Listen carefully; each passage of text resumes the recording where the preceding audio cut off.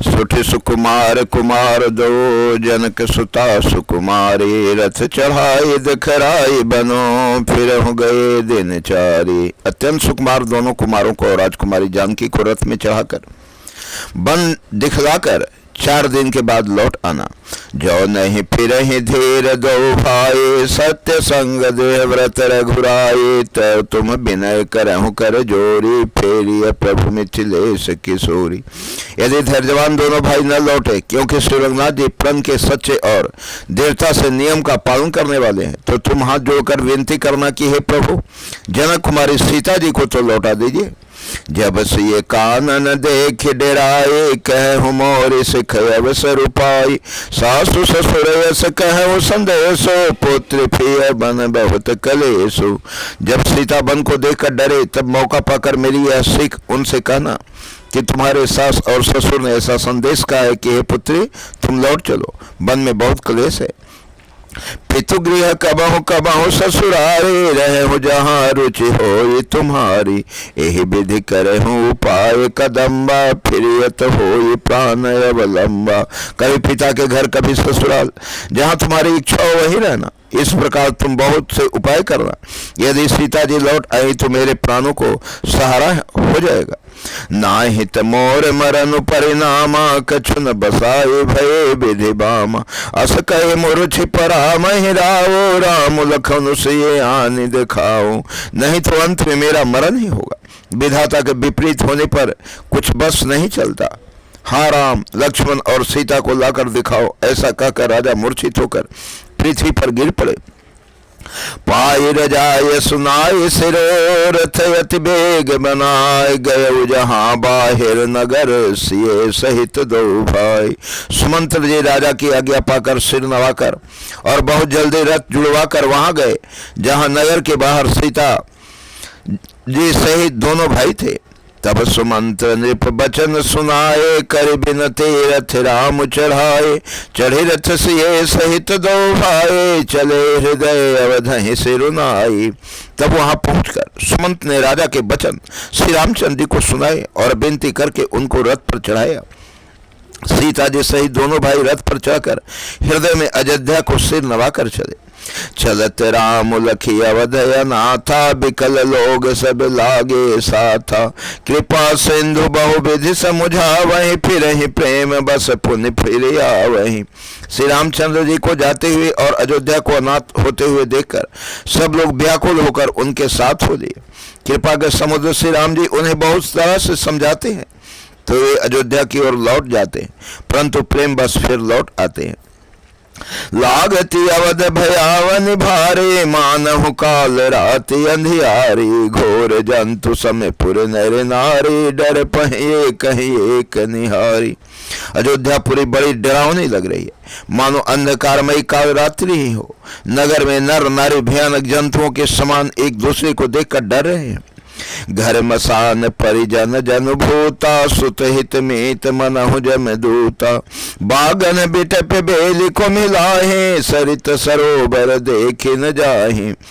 घर श्मशान, कुटुंबी, भूत प्रेत और पुत्र हितैषी और मित्र मानो जमराज के दूत हैं।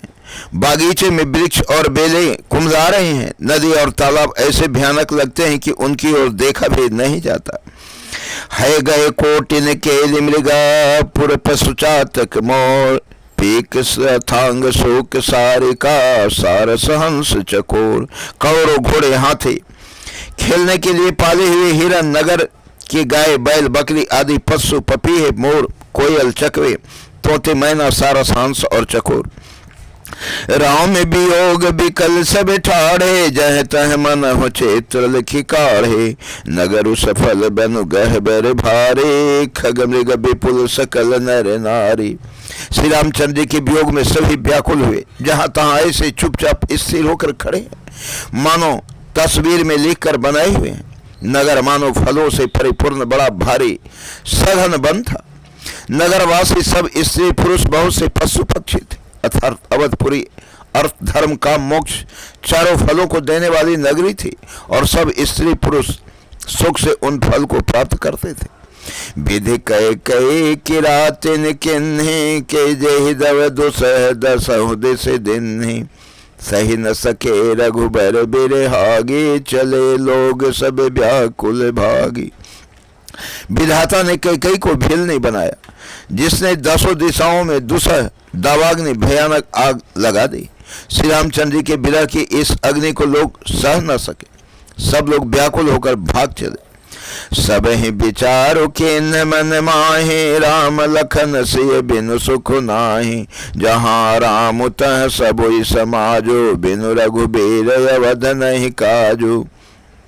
सबने मन में विचार कर लिया कि श्री रामचंद्र जी, लक्ष्मण जी और सीता जी के बिना सुख नहीं है। जहाँ श्री रामचंद्र जी रहेंगे वहीं सारा समाज रहेगा। श्री रामचंद्र जी के बिना अयोध्या में हम लोगों का कुछ काम नहीं है। चले साथ यस मंत्र देहाए, सुर दुर्लभ सुख सदन बिहाई। राम चरण पंकज प्रिय जिन्हीं, विषय भोग बस करहि किति नहीं। ऐसा विचार देख करके देवताओं को भी दुर्लभ सुखों से पूर्ण घरों को छोड़कर सब श्री रामचंद्र जी के साथ चल पड़े। जिनको श्री रामचंद्र जी के चरण कमल प्यारे हैं, उन्हें क्या कभी विषय भोग बस में कर सकते हैं। बालक वृद्ध बिहाई गृह, लगे लोग सब साथ। तमसा तेर निवास किए, प्रथम दिवस रघुनाथ। बच्चों और बुढ़ों को घर में छोड़कर सब लोग साथ हो लिए। पहले दिन श्री रघुनाथ जी ने तमसा नदी के तीर पर निवास किया। रघुपति प्रजा प्रेम बस देखे, सदै हृदय दुख भयउ विशेषे। करुणामय रघुनाथ गोसाए, बेगी पाई यही पीर पेराई। प्रजा को प्रेम बस देकर श्री रघुनाथ जी के दयालु हृदय में बड़ा दुख हुआ।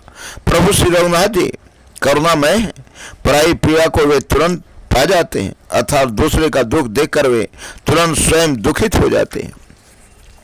कही स प्रेम मृदु बचन सुहाए, बहु विधि राम लोग समुझाए।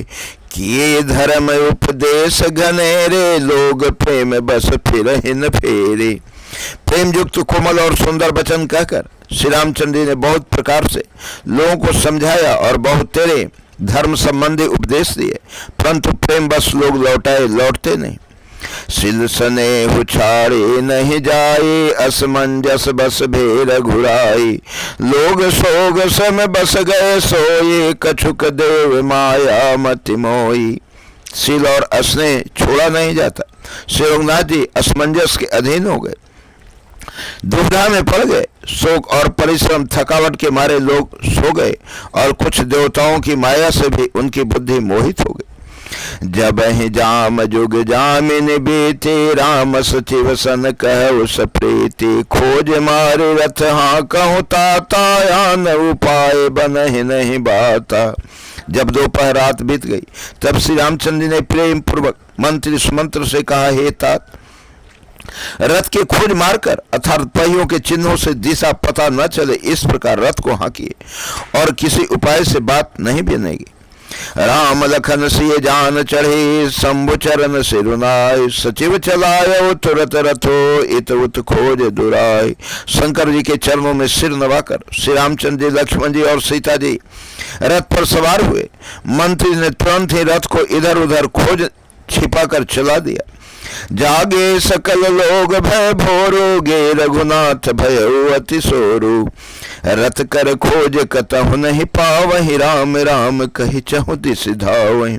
सभी राहोता ही सब लोग जागे तो बड़ा शोर मचा कि श्री रघुनाथ जी चले गए, कहीं रथ का खोज नहीं पाते। सब हा राम पुकारते हुए चारों ओर दौड़ रहे हैं। जय श्री राम।